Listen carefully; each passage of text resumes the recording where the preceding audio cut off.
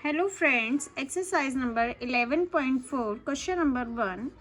Find the volume of a sphere whose radius is. हमें एक part जो question number 1 है उसके दो पार्ट दिए हुए हैं, हमें अलग अलग जो स्फेयर हैं उनके हमें वॉल्यूम फाइंड करना है। तो फर्स्ट पार्ट है इसकी 7 सेंटीमीटर क्या है, रेडियस है, इसका हमें फाइंड करना है वॉल्यूम।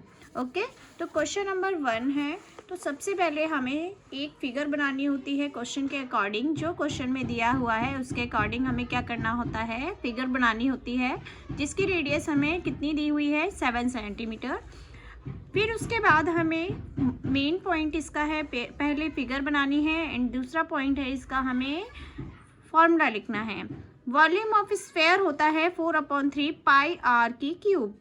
ठीक है, तो 4/3 पाई की वैल्यू लिखनी है हमें 22/7 एंड आर की क्यूब यानी कि हमें आर कितनी बार लिखना है, 3 बार लिखना है। 7 से 7 को कट किया, देन हमारे पास बचता है 4 × 22 यानी कि 88 एंड 7 × 7 यानी कि 49। नीचे हमारे पास बचता है 3। जब हम 88 × 49 करेंगे तो हमारे पास आएगा 4312 एंड नीचे आएगा 3। जब हम इसे डिवाइड करेंगे 3 × 1 = 3, इस तरीके से पूरा डिवाइड करेंगे, जब 3 नीचे उतारेंगे 3 × 4 = 12, पूरा जब डिवाइड होगा तो हमारे पास ये आएगा। एंड हमने इसको आगे पॉइंट में डिवाइड नहीं करा है क्योंकि हमारा जो आंसर है वो मिक्स्ड फ्रैक्शन में दिया हुआ है, तो हमने इसको क्या किया है, मिक्स्ड फ्रैक्शन में लिखा है। जो आंसर है वो आपको इधर लिखना है एंड जो रिमाइंडर है वो ऊपर लिखना है एंड जो हम जिससे हमने डिवाइड किया है, डिविडेंट है वो 3, जो उसको नीचे लिखना है। ठीक है, बहुत इजी होता है ये। तो ये क्वेश्चन नंबर 1 का 1 आपका कंप्लीट होता है। देन आते हैं हम क्वेश्चन नंबर 2 पर।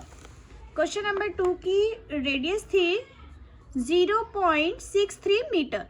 ठीक है, अगेन हमें फॉर्मूला लिखना होगा। वॉल्यूम ऑफ स्फेयर क्या होता है, 4/3 पाई आर की क्यूब। ठीक है, 4/3 पाई की वैल्यू है 22/7 एंड जो हमारा रेडियस है वो क्या है, 0.63। हमने क्या किया था, थोड़ी सी कैलकुलेशन, पॉइंट्स की कैलकुलेशन थोड़ी सी डिफ़िकल्ट हो जाती है क्योंकि हमारा जो पॉइंट जो होता है उसको थोड़ा सा बाद में लगाने में डिफ़िकल्टी होती है। तो हमने क्या किया, पॉइंट हटाया एंड पॉइंट के पीछे कितने डिजिट है उतने ज़ीरो लगाए। 2 डिजिट है तो 100 लिखा, 2 डिजिट है तो 100। ठीक है, यहाँ भी 100। अगर 1 डिजिट होती तो हम क्या लिखते हैं, 10। देन हमने देखा क्या क्या इससे कट रहा है, तो 7 × 9 = 63 कट गया। देन हमने 3 से 9 को काटा तो हमारा 3 बचता है। ठीक है, हमने यहाँ पर 100 को कट नहीं किया, यहाँ पर 4 से हो रहा है, 22 से भी हो रहा है, हमने नहीं किया। क्यों नहीं किया, क्योंकि जब हम इसे कट करेंगे तो ये पूरा कट नहीं होगा, यहाँ पर कुछ वैल्यू बचेगी, 5 यानी 50 कुछ ऐसा कुछ बचेगा, 25 भी बच सकता है। तो हम क्या करेंगे, इसको नहीं करेंगे, हम डायरेक्टली इसको मल्टीप्लाई करा के जितने हमारे ज़ीरो होंगे उसको पॉइंट लगा देंगे। ठीक है, तो 4 बचा है हमारे पास, 22 बचा है हमारे पास, यहाँ पर बचा है 3, 63 और यहाँ पर भी 63। नीचे हमारे कितने 100 है, 300 है, जो कि मल्टीप्लाई में हमने लिख दिए।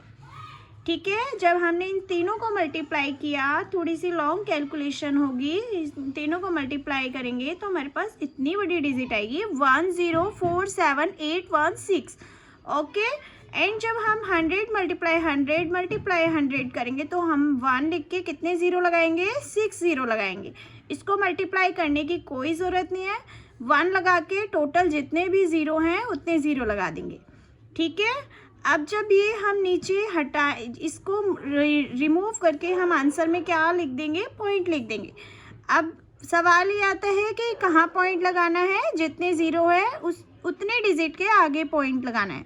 1 2 3 4 5 6। ठीक है, तो 6 डिजिट के आगे पॉइंट लगेगी।